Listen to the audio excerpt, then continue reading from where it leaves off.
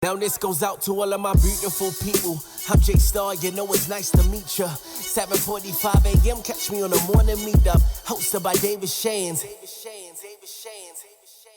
Cool. All right, so yeah, keep those hands the hands up that are already there. I wanna make sure there's so much information in this book that as we move forward, we got to backtrack just to remember some of the things that we've learned. And for me, I'm doing my very best to implement what we're learning and what we're reading. I want to get in shape, man. I want to get in shape. I don't necessarily love working out, but I'm habit stacking because one thing I do love is creating content. And I think it was last week or the week before last. It might have been the week before last. Someone was saying that the stories are even more important than your feed. So let's say like social media, your stories, people really want to watch stories. They want to watch a story. They want to watch how something's evolving. They want to see what's going on without all the edits. They just want to see what's happening. And Matty J told me, this was a few weeks ago, he said his stories get like 9,000 views. His posts on his page don't get that, but his stories, there's like 9,000 people that are tuned in because he's always telling stories. And I said, wow, I want to do that. I want that engagement. So when I went to the gym, something that I don't like, I turned it into something that I do like, which is creating content. So it gives me an opportunity to extend my stories. I'm pairing something that I don't like with something that I need to do. So I don't necessarily enjoy the process of working out, but I do enjoy the process of showing people my process. So the fact that I'm going on, and that was the most I've ever been in my stories, that many back to back. But now other people are inadvertently, if that's the word I'm looking for, holding me accountable. Inadvertently, would that be the word? Inadvertently? I don't even know if that's a word, period. Unknowingly, maybe. Definitely a word, definitely a word. You're right. They're holding me accountable because now there are, one, I want to go create more content because it's fun. I'm taking something from the book and applying it to my life. It's one thing to give the bar that we learned. It's another thing to apply it. So if it really means a lot to you, if it really impacted you, we'd act on it. So we'll definitely, I'm gonna give a few, then I'm gonna go through these hands. Just, I guess, remembering the bars. Dang, my arm is killing me. Outcomes, page 18, your outcomes are a lagging measure of your habits. On page 18, it says your outcomes are a lagging measure of your habits. Your net worth is a lagging measure of your financial habits. Your weight is a lagging measure of your eating habits. Your knowledge is a lagging measure of your learning habits. Your clutter is a lagging measure of your cleaning habits. You get what you repeat. So it's important to examine today, what is it that we repeat? It's so deep. I'm starting to look at, okay, just ask yourself, what are your habits? After you eat a meal, what do you do? After you get a paycheck, what do you do?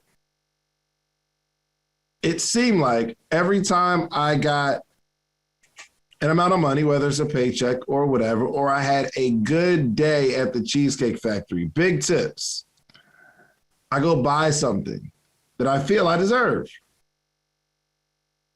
It's a toxic habit. Because what it's saying is, anytime I get above the amount of money that I feel that I should, I have to give the rest of that away. You ever been there? I read a book, this was years ago. And they said, if someone hits the lotto and they're poor, if you're poor here and you hit the lotto, it won't be long before you give all the money away because you, one, don't believe you deserve that. You have a habit of anytime I get money, I spend the surplus. I have to get rid of the surplus. You'll see people go from nothing, no money, and then they go get a big contract in the NFL or whatever. Once you get that abundance of money, the first thing they're going to do is buy a house and buy a car and buy a chain because I got to hurry up and get back to where I'm comfortable. I feel that. I feel that. Anytime you get an abundance amount of money, you'll spend something. So now I'm looking at, and I'm getting better at this myself. Now I'm looking at it. Once I get because I know the habit, I get an abundance of money. I have to put it in some sort of investment. I know mentally I got to get back to a level of comfortability, but if I take that money, I put it in investment, then I'm just reshaping the habit. So I want you to think, what do you do? What are your habits? What are your habits? Just sit there and think for a little while. In every relationship, what do you always do? I found that out about myself, that every time I meet someone good, I subconsciously ruin it. I have a tendency to get tired, and I always blame the other person. And I realize now, being married, it had nothing to do with the other person. It had everything to do with me. Me and my habits. What is your relationship with your friends, your money? Think back of your habits. Anytime you go over a certain friend's house, what happens? Start to think of the way you talk, where your energy and your attention goes based on going over that person's house or talking to them. I'm just asking you, what are your habits?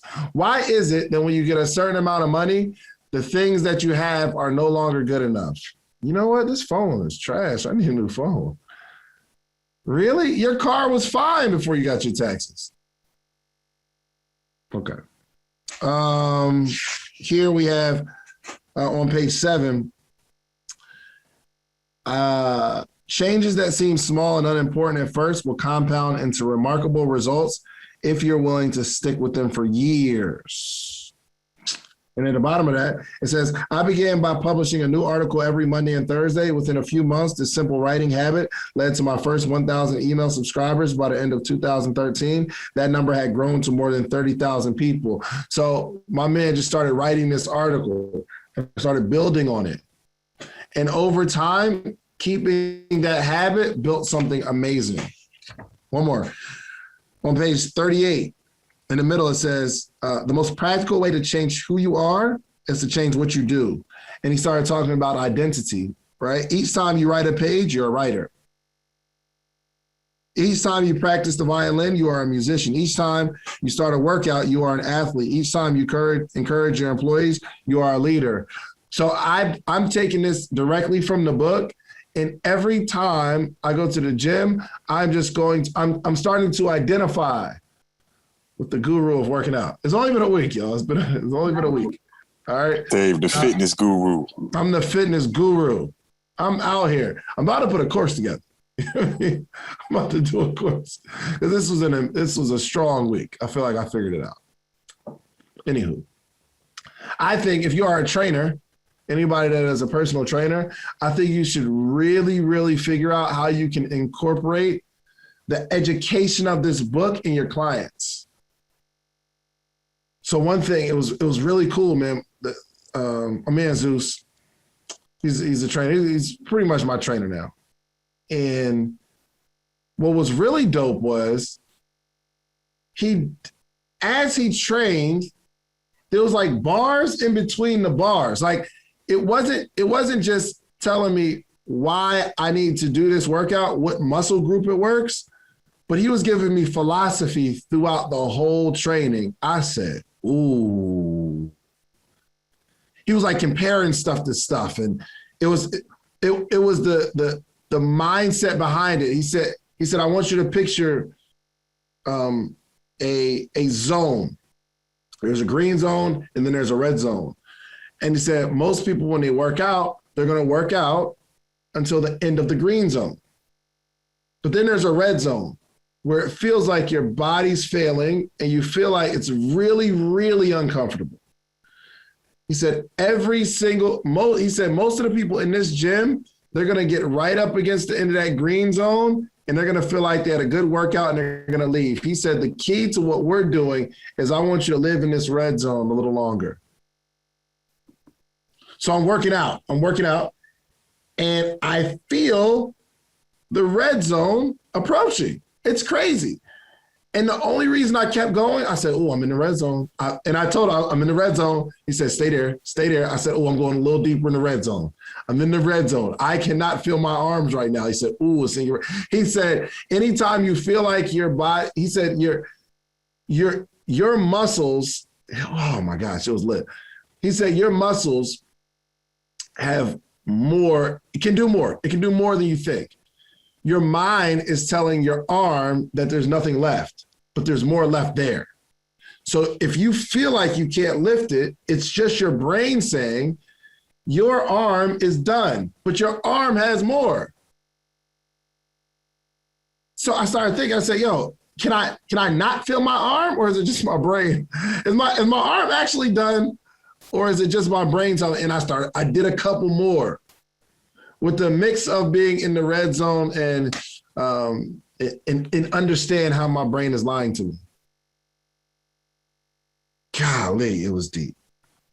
So my point is, I want us to like look at this book, and you kind of talk about the bars you had from yesterday, but I want y'all to flip back. And let's think of some things that you really, really want to implement this week from Atomic Habits. Ariel, what's up? So taking a moment after you pose the question to go back and think about what I'm going to actually implement into my habits. One of the things that I started last week was changing up my environment. So I went to Ponce City Market, and I want to do that in my house because I don't want to make an excuse of like why I can't get my recordings done because my lighting is off and stuff like that. So what I wanted to do to take it up a notch in terms of changing the relationship with the things in my environment is basically like setting up each area of my house where I don't work and shoot recordings all here, like behind this painting. I said, okay, well, if I'm going to do my content in this area, then I'll go do administrative work over by the window. And then maybe if I look over, out into the world while I do my admin task, it'll give me a little bit more pleasure. So I do my admin task over by my window. I'll record content in this area. I got my couch over here, so maybe I'll like read the books, and then because right now I do like this. I'll lay down in my bed and read the book half laying down. So I said, okay, I'll use my couch for reading. And I just bought this little turf for my balcony so that I can set it up into an environment and actually get peace. So maybe do yoga out there. So right now I was multi-purposing every spot in my house. So if I create this environment, I think, and then if on Fridays I go to Ponce, I think that will shift my energy. Sure. Absolutely. I want to know how these habits are working out. Okay. Absolutely. All right. Hold on. Loria. I saw that long pause. I was like, he trying to get it. He trying. Loria, what's happening? Yes, that's right. So let's see. I had a few from the last chapter, and I know I've said it before. Something I've already started to implement was breaking down my habits into smaller pieces, and that's been working for me. I've been much more productive, and I've had more energy to stay on task. So from the last chapter, one of the main things that stuck with me says select a short-term reward that reinforces your identity rather than ones that conflict with it. So he used examples like taking a bath or going for a walk if you want to have more free time and financial independence. versus eating ice cream if you're wanting to lose, as a reward, if you're wanting to lose weight. And that really stuck with me, because then it reminded me of how he talked about identity and becoming, choosing habits that help you to become the person that you want to be. Like you were saying, you are a writer if you're writing every day. And I thought about that. And since I've been implementing these, like the 2-minute rule really is, I've used more than 2 minutes, but just smaller pieces of my goals, I realized I have more time at the end of the day. And I'm like, it kind of felt weird at first, but I was like, wait a minute, I'm not exhausted. I still got time to do other stuff if I want to. This is really good. And I realized this is what I'm working toward. This is what I want. The balance, the work-life balance, the peace, the freedom. So I'm actually getting there. I'm starting to see the rewards of staying on task and breaking things down into smaller pieces. Absolutely. Good stuff. I'm gonna try to run through these as quickly as possible, y'all.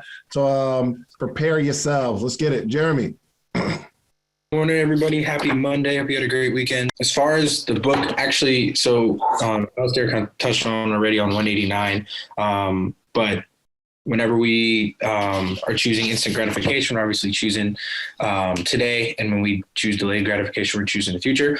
And then as far as how it relates to something back in the book, I don't know exactly where it is, but it's in the chapter on identity and about how we basically just need these small wins in order to have these little votes for ourselves in order to be able to change our identity. So as somebody who's in the fitness and nutrition space, I've been working out for years, and for a long time it was like, all right, make sure you just get to the gym in the morning. And now it's very natural. So if I do miss a morning workout, it's very easy for me to just make it up in the evening because it's so ingrained. And so as it relates to something I'm doing now, yesterday you had us post, you had us basically go out, record a video after we did our avatar and just post it. And I'm not one for like views and likes. But what I thought was cool was I posted something that was super informational and educational. And I actually had both comments, texts, DMs, like, hey, I didn't know this. Thank you, etc. In addition to like it being like one of my most viewed videos. And it didn't get that many, but for me, like the fact that people like took time to message me or comment and say like, hey, thank you for this was like, okay, I'm just being selfish with the information. And then yesterday you said, every day I don't post something, I'm basically saying, nah, forget about you. It's about me. And so like now going forward, it's like, all right, well, I'm definitely a content creator now. Yes, sir. It's over with. One day I'm a content creator. So I'm posting content every day now, being educational and just giving people the information. So I love it. Let's keep it pushing. I love it. What's going on, family? David Shands. I want to give you a special invitation to the Morning Meetup, themorningmeetup.com. It is the only organization that gathers every single morning, Monday through Friday, 8 a.m. Eastern Standard Time to 9 a.m. Eastern Standard Time. And we help you learn entrepreneurship, grow as an entrepreneur, become an entrepreneur, or you just get to be in an environment, a network of all entrepreneurs. Literally hundreds of entrepreneurs gather on a Zoom call every single morning, Monday through Friday. Okay, so I want to give you a special invitation to help grow your business and your brand all this year. Okay, every single day, you eat every day for your health. You brush your teeth every day for your hygiene. I need you to learn and grow every single day for your mindset. Okay, so make sure you go to themorningmeetup.com. It is only $1 trial. You don't need a promo code. Just go $1. Themorningmeetup.com. Check it out. If you like us, stay. If not, after that, it's $79 a month, but I'm pretty sure you're going to enjoy yourself, okay? So go to themorningmeetup.com. I love y'all. See you in the morning. Appreciate that. Marlon, what's up? The first law of building a good habit was to make it to make it obvious. And I think that's the one that I needed the most, because I always have the good intentions about doing what I need to do, but usually I get distracted by all the outside factors in my life. So it may be family, it may be my girl, it may be other businesses, because I still got too much going on. But whichever you want to focus on, like, because since you want to have that, target focus on that one thing, make it the obvious choice. And that really helps me out a lot. So like, say if you want to work on this business and it's computer based, have it pulled up on your computer when I leave work for the day. And so that'll be the first thing that I see. If I want to read this book, have it sitting on my bed. So that way it's the first thing that I see when I walk into the room. Whatever you want to focus on, you need to make sure that is the first thing you see. And that's where your time, for me, that's where my time and attention will go to. Nice. Good stuff. Good stuff. I'm guessing that's Trey. DNS support. Was that Trey? Yeah, sorry. No, I was working. So yesterday, Dave talked about how 50% of the people, after they do their dollar trial, leave. But let me encourage anybody who has started to hear me for 30 seconds.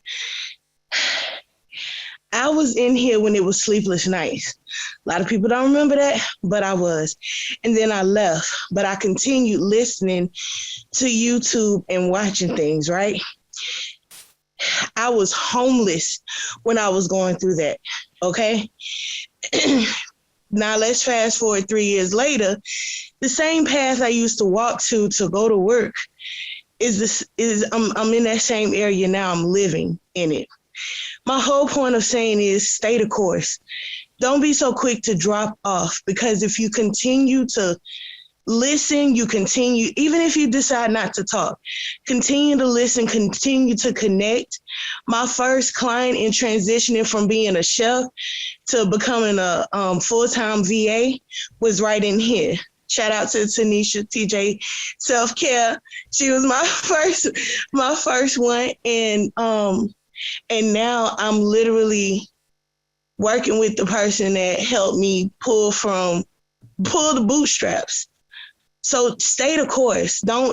If you say $79 is too expensive, no. Think about, okay, instead of me eating out for 2 days, let me cook those 2 days, and that'll take care of a month for me to be able to grow and learn. And then that $79 can multiply, and you'll see it multiply not only in your bank account, but in your self-development and in your mind. It starts in your mind. Build that muscle, and I promise you, you'll see the result, but you gotta stay the course. That's it. Appreciate that, Trey. Thank you so much. So glad to have you on the team. Idea. Hey.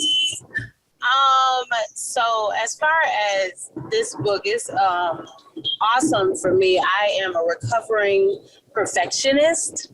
And so I would say the bar for me would be, I can't even remember which chapter it was, but about quantity turning into quality. And so just kind of realizing, I've been really mulling over that and just doing more. I feel like my strong suit is talking and things like that. And I feel like the thing I'm not good at is writing. So I've been trying to work more at copy. And the more I do it, the more I feel confident about it. And so that's pretty much it. Like, quantity will turn into quality instead of the other way around. Like, we do it one time trying to make it perfect. No, like, do it a million times and it will become perfect. That's definitely one of my favorite parts of the whole book, keeping it honest. Yeah. I actually read that yesterday, I think. Yeah. No, absolutely. I appreciate that. You know what I like about this call, man? Is that we often give everyone a voice. You know what I mean? I really enjoy that. You get different people's perspectives, because I just don't believe that a true community can be maybe like led by one person. Like, if I'm talking all the time, I think the power is everybody who decides to say something, right? And your perspective on the book or a chapter may resonate with somebody more than anything that a speaker could say, or, you know, like the main speaker or whatever could say.